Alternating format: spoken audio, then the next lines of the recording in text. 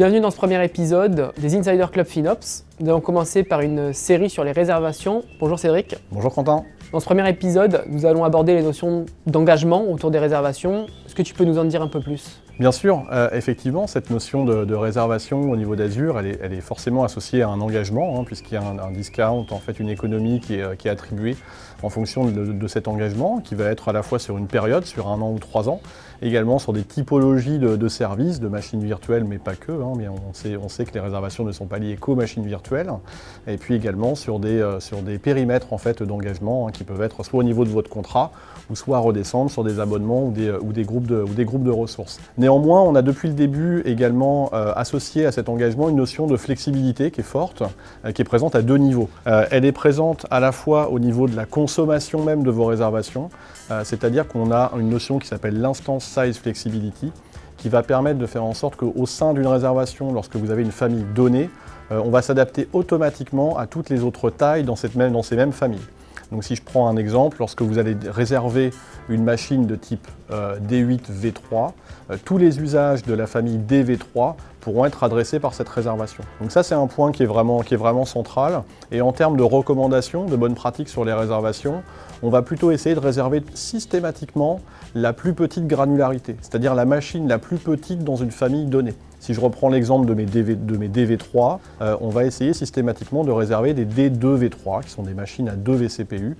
Et finalement, on va plutôt s'engager sur un nombre de vCPU dans la famille DV3 que réellement sur la taille d'une machine donnée. Je le rappelle, le mécanisme d'instance size flexibility, qui est un mécanisme qui est introduit par défaut dans les réservations et que vous allez retrouver également lorsque vous souhaitez faire une réservation et dans les recommandations qui vous sont fournies par rapport à ça. Donc si vous allez dans l'écran de gestion des réservations, vous allez voir en fait ce petit bouton qui est matérialisé ici en rouge, Group by Smallest Size, qui vous permet automatiquement dans les recommandations qui vous sont faites d'avoir ce regroupement selon la plus petite taille. Donc au lieu d'avoir, comme vous pouvez le voir ici, des recommandations qui seraient faites sur des D8V3, des D4V3, des D2V3 qui appartiennent à la même famille, on va grouper en fait toutes ces recommandations sur la plus petite granularité et donc les D2, V3. Ça a 2 gains principaux, 2 avantages principaux. Ça va déjà simplifier la gestion des réservations et ça va également faire en sorte de maximiser l'usage des réservations. Puisqu'on va avoir la plus petite granularité,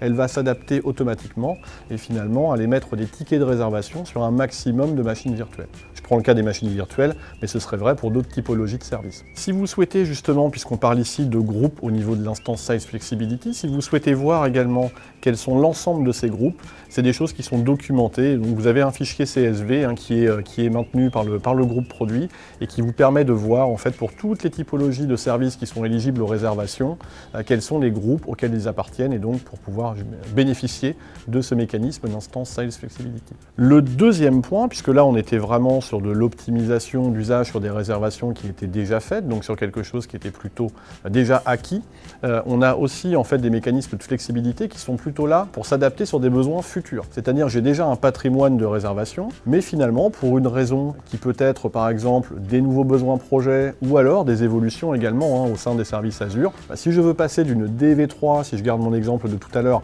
à une DV4, je vais avoir la capacité sur les réservations de faire ce qu'on appelle un échange. Et donc un échange, ça va être une transaction au niveau de la réservation qui va me permettre d'annuler une réservation existante, ou en tout cas le prorata qui me restait à consommer, et de le transposer sur une nouvelle réservation. Donc on a bien les 2 opérations, une annulation, donc un refund, c'est ce que vous retrouverez comme terminologie dans la console, et puis un nouveau purchase, un nouvel achat de réservation. Donc ce qui va être intéressant, on avait parlé au niveau des réservations, on a une notion de conteneur qui s'appelle le Reservation Order, qui contient la réservation.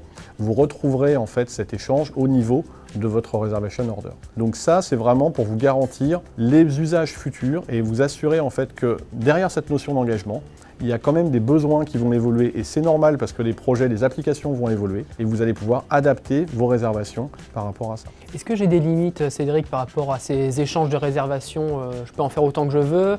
Est-ce que je dois me réengager? Alors effectivement, on peut en faire autant que l'on souhaite, ces échanges et en termes de réservation.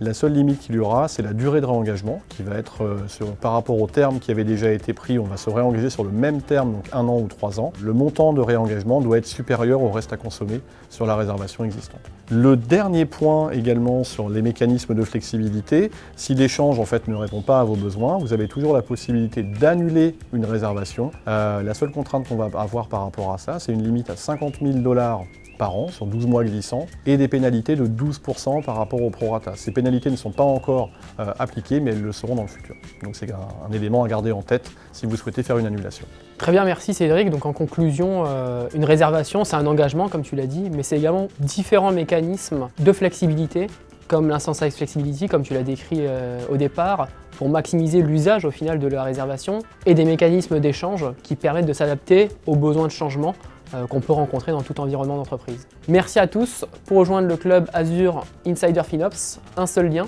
aka.ms/je rejoins le club. À bientôt pour de nouveaux épisodes.